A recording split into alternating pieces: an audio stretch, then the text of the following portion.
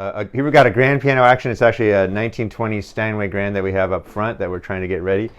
These are the hammers. You can see all the moving parts of a piano, and you can really see how complicated it is. We've got some keys here that we've worked on. We actually weigh hammers out. We specialize in some fairly advanced action work, and action refers to all the moving parts of a piano. So with this, there's a lot of different ways to go. This is some newer technology. This is a carbon fiber part. It's not wood. It's stronger. It's more stiff. It's not the best part by far, but it's just as good as wood. I think it's a little bit better, but we also work with traditional wood as well. This just happens to be a carbon fiber action that we're doing. So action work is something that we usually do on this bench. Here's an example of an older part. It doesn't look so bad, but it's a little bit more worn out.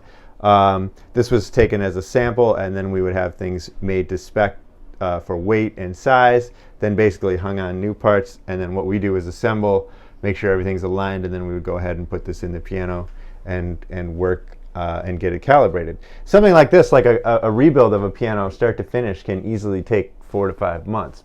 So that would be like if you had an old piano that maybe an old Steinway or something that was very special to you or your family. We can help, we can step in, we can replace the parts. That is the rebuilding element of what we do, and that really, frankly, is what needs to be done to a piano that's 80 to 100 years old.